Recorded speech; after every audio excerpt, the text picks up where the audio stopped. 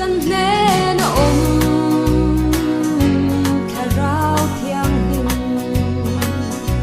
kan lalpa ne min shwai kheng tu kan dila pia min chan sap tu ka fakang che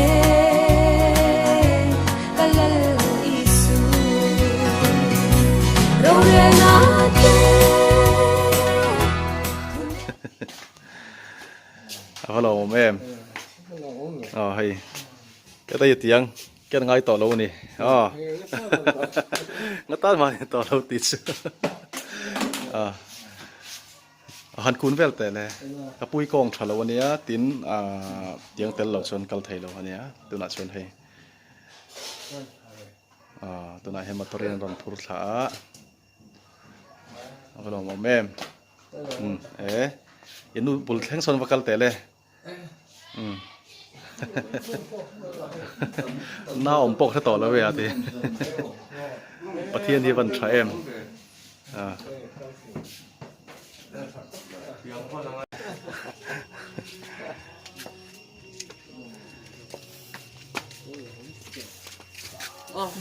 Ale